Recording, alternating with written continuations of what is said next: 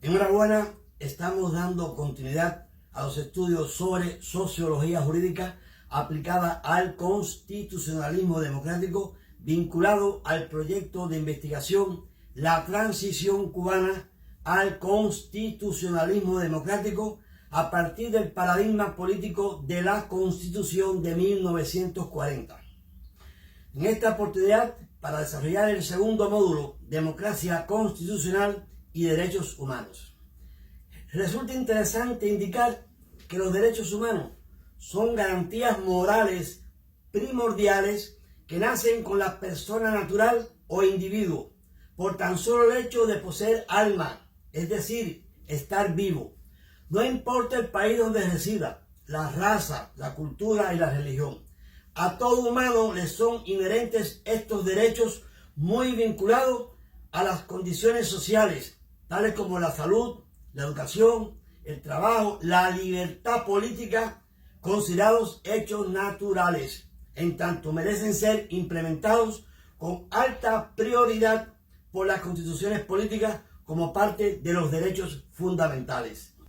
El objetivo general de este módulo es caracterizar el derecho a la libertad política como parte esencial de los derechos fundamentales en las constituciones de 1940 y 2019, en correspondencia con lo establecido en la Declaración de los Derechos Humanos. Tenemos dos objetivos específicos. Número uno, destacar el ideario martiano respecto al concepto de derecho natural como nacimiento de los derechos humanos y por derivado fuente de derecho constitucional.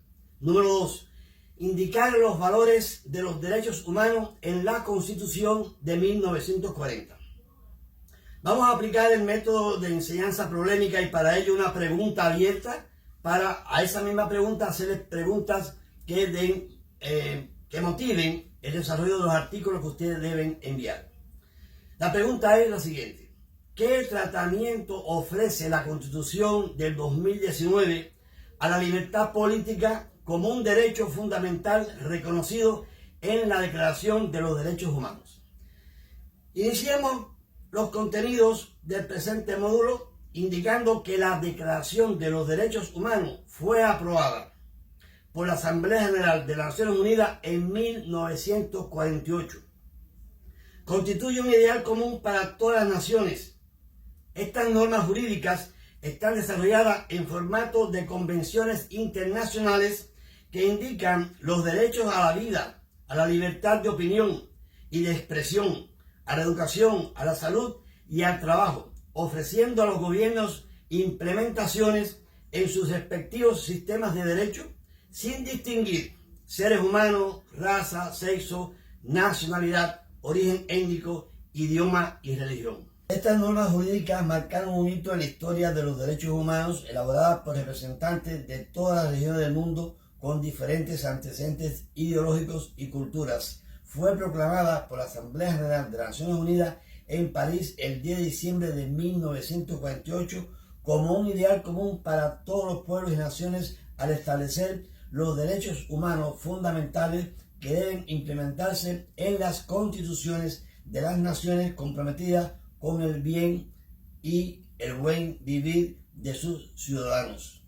Resulta interesante destacar que sin existir antecedentes constitucionales en nuestro mundo respecto a los derechos fundamentales vinculados a los derechos humanos, la Carta Magna de 1940 recoge en el título 4, entre los artículos 20 y 40, contenidos sobre los derechos individuales, posteriormente aportado por Cuba a través del jurista y profesor de la Universidad de La Habana, Ernesto Diego y López Trigo, entonces magistrado de la Corte Suprema de Justicia de Cuba en 1943, y también embajador de la mayor isla del Caribe en la Asamblea General de la Organización de las Naciones Unidas en 1945. Más tarde, la referida moción presentada por el insigne académico fue considerada en la Declaración Universal de los Derechos Humanos instituida en 1948. Ernesto Diego fue el último embajador cubano en los Estados Unidos entre enero de 1959 y febrero de 1961. Tras su merecida jubilación, falleció en 1991 en la ciudad de Miami, Estados Unidos, a la edad de 95 años.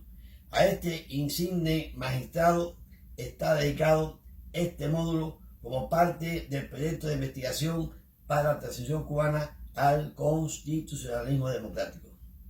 Observemos en las constituciones cubanas de 1976 y 2019, en su primer artículo respecto a los derechos fundamentales, ambas excluyen a la libertad política, mientras que la Constitución anterior de 1940 considera este derecho fundamental al expresar que Cuba es un Estado independiente y soberano organizado como república unitaria y democrática para el disfrute de la libertad política, la justicia social, el bienestar individual y el colectivo y la solidaridad humana. Consecuentemente, a 85 años de promulgada la paradigmática Carta Magna de 1940, merece ser considerada una obra resplandeciente y adelantada de reconocida valía política y eficacia jurídica que la sitúa como un verdadero baluarte ideológico capaz de orientar actualmente a las nuevas generaciones el encargo patriótico de instaurar en el poder gobiernos realmente democráticos, encaminados a reivindicar la necesaria legalidad, estabilidad económica y el desarrollo social que anhela la patria de Martí. Nuestro apóstol José Martí, en su obra Los Códigos Nuevos, escrita en Guatemala, publicada en 1877, consideró que las necesidades humanas para la conservación y reproducción de la vida en su misión de organizar y de garantizar la existencia del hombre se constituye en derechos.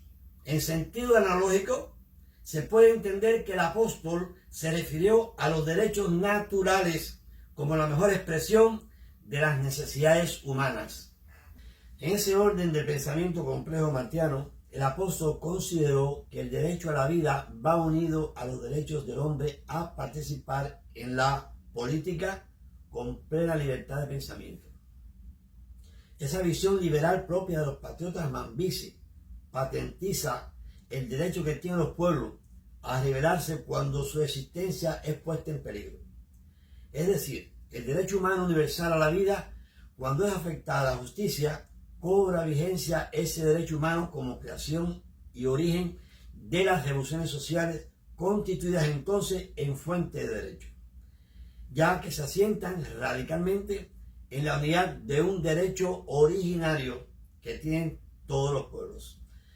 Razonablemente, esta conceptualización sobre la revolución social como fuente de derecho no justifica que una vez resuelto el caos y consumado el poder emancipador, el ejército rebelde establecido como gobierno revolucionario en enero de 1959 no se diera la tarea de organizar y asentar la requerida asamblea constituyente como parte del programa de Moncada, según lo acordó Fidel en varios momentos de su vida política en La Habana en 1955 y luego en la Sierra Maestra en 1957 y 1958. Pero no ocurrió así. De manera totalitaria se dictó en enero de 1959 la inconstitucional Ley número 1 del gobierno provisional y luego en febrero la Ley Fundamental, que por demás, al no ser obra de un Congreso o Parlamento, carecieron de la denominación de ley. En todo caso, les correspondería la denominación de directiva o estatuto. Realmente existen antecedentes de revoluciones sociales como fuente de derecho. Me refiero al triunfo de la Revolución Cubana contra el colonialismo español con la proclamación de la primera Constitución de la República de Cuba, 1901, fruto del ejército mambí y las consecuentes elecciones libres, donde salió electo el presidente de la República de Cuba, don Tomás Estrada Palma, continuador de los pasos de los padres fundadores de los Estados Unidos de América, quienes implementaron la Constitución Republicana de 1787 y la proclamación del presidente general George Washington, quien había conducido a la victoria sobre el colonialismo inglés basado en los principios de la Revolución Francesa: libertad, igualdad y fraternidad. En América no existen antecedentes de revolución social que haya implementado Estado socialista antes de 1959. Y posteriormente no se ha repetido ninguna otra revolución socialista. En consecuencia, el formato cubano no tiene nada que ver con futuras instauraciones de gobierno en esta región basado en métodos totalitarios. La hipótesis cubana de cambios sociales violentos no tiene nada que ver y no tiene cabida en nuestra región declarada zona de paz. Ciertamente, el concepto martiano de revolución social como fuente de derecho exige ante todo renunciar a cualquier acto que pudiera constituirse en dictadura. El apóstol José Martí nunca se pronunció por el desarrollo de una revolución social o gobernanza para la nación cubana, ni para el resto de América Latina, basada en un régimen que negara al constitucionalismo democrático, cuando avisora, cito textualmente: por esa conformidad con los elementos naturales desdeñados, han subido los tiranos a América al poder y han caído en cuanto le hicieron traición.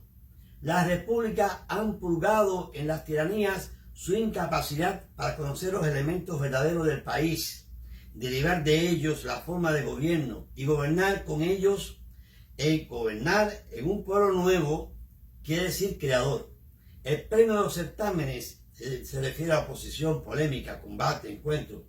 No ha de ser para la mejor oda, o sea, exaltación o apología, sino para el mejor estudio de los factores del país que se vive en el periódico, en la cátedra, en la academia. Debe llevarse adentro del estudio de los factores reales del país y gobernarlo conforme al conocimiento.